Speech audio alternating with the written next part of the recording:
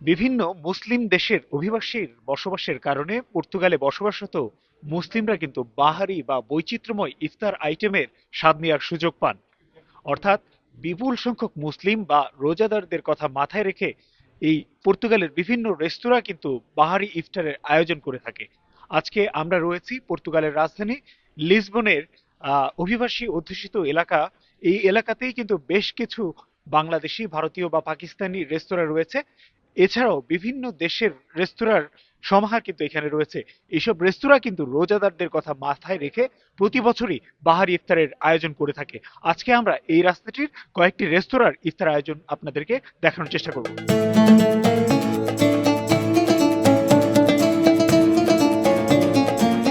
আমরা এখন প্রবেশ করছি বাসমতি রেস্তোরাঁ।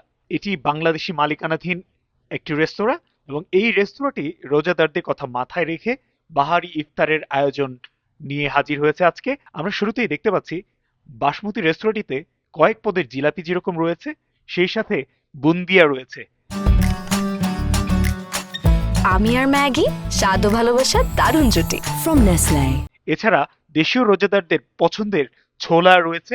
এছাড়া রয়েছে আলুর চপ, বেগুনি, পেঁয়াজু এবং বিভিন্ন রকমের বড়া তারা রেখেছেন। সেই সাথে আমরা যদি বলি এখানে তারা ডিম চপও কিন্তু রেখেছেন। এর বাইরে আরো কিছু আইটেম আমরা দেখতে পাচ্ছি। আমরা দর্শকদের যদি বলি যে এখানে আহ, মিষ্টি এবং লবণের যে নিমকি, এই নিমকিও কিন্তু তারা তাদের ইফতার আয়োজনে রেখেছেন। এর বাইরে আমরা আরো যদি বলি যে এখানে কিন্তু খেজুরও রোজাদার যারা এখানে ইফতার করতে আসবেন বা এখান থেকে ইফতার সংগ্রহ করতে আসবেন, তারা কিন্তু খেজুর বা বিরিয়ানির মতো আইটেমও এই রেস্তোরাঁ থেকে সংগ্রহ করতে পারেন। জিলাপি আছে দুই প্রকারের, সাথে আপনার ওই যে ছোলা আছে, এর পাশাপাশি আছে আপনার বেগুন, এর পাশাপাশি আছে আপনার আহ, ডাইল বড়া, এর পাশে আছে আপনার এই ফুলকপি যেটা আছে এটা, এর পাশে আছে আপনার ভেজিটেবল বড়া এই যে এটা, এর পাশে আছে আপনার ডিম চপ যেটা বলে আর কি এটা। রোজাদারদের কথা মাথায় রেখে তারা বাহারি রকমের মিষ্টান্নের আইটেমও কিন্তু এই রেস্তোরাঁটি, অর্থাৎ বাসমতি রেস্তোরাঁ, রোজাদারদের কথা মাথায় রেখে বাহারি রকমের মিষ্টি কিন্তু তাদের ইফতার আয়োজনে তারা রেখেছেন। আমরা এখানে দেখতে পাচ্ছি যে বিভিন্ন রকমের মিষ্টি, যারা আসলে ইফতার শেষ করে একটু মিষ্টি চেখে দেখতে চান, তারা কিন্তু এখানে বিভিন্ন রকমের মিষ্টির স্বাদও নিতে পারে।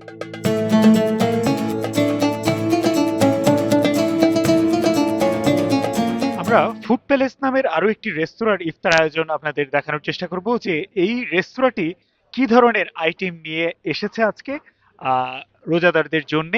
আমরা দেখানোর চেষ্টা করব যে ফুড প্যালেস এই রেস্তোরাঁটি কি কি ধরনের আইটেম আজকে তাদের ইফতার আয়োজনে রেখেছে। আমরা দেখতে পাচ্ছি ফুড প্যালেস রেস্তোরাঁ আজকে বাহারি ইফতারের আয়োজন নিয়ে হাজির হয়েছে রোজাদারদের জন্য।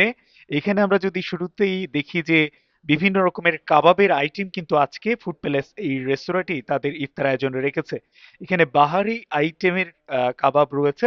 আমরা যেগুলোর নাম হয়তো বা যারা আয়োজক রয়েছেন তাদের কাছ থেকে জানার চেষ্টা করব। সেই সাথে দেখতে পাচ্ছি যে বিভিন্ন রকমের দেশীয় যে আইটেম কিন্তু ফুড প্যালেস এই রেস্তোরাঁটি আজকে তাদের ইফতার আয়োজনে রেখেছে।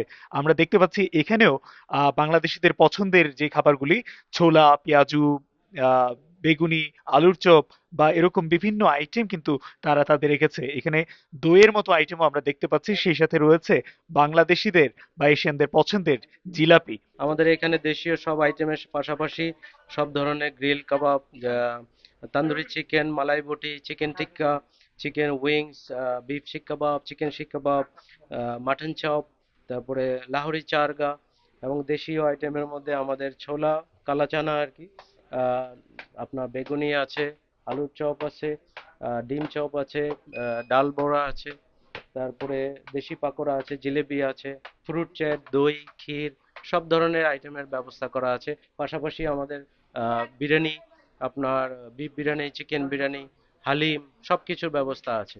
কেউ যদি আমাদের এখানে বসে ইফতার করতে চান, ওটার জন্য আমাদের এখানে প্লাটার দেওয়া আছে, এবং টেকওয়ে নিয়ে যেতে চান সেটার জন্য আমাদের টেকওয়ে বক্স করা আছে।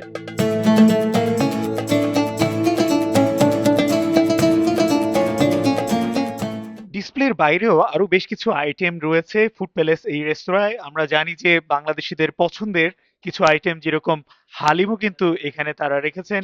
সেই সাথে আমরা একদম আস্ত চিকেন গ্রিল সেটি বা ফ্রাই যেটি বলি না কেন, এই ধরনের আইটেম কিন্তু রয়েছে। সারাদিন কাজ সেরে ঘরে ফেরার আগে পর্তুগালের মুসলিমরা চেষ্টা করছেন যে একটু স্বাস্থ্যকর ইফতার নিয়ে পরিবারের সাথে ইফতার করার জন্য।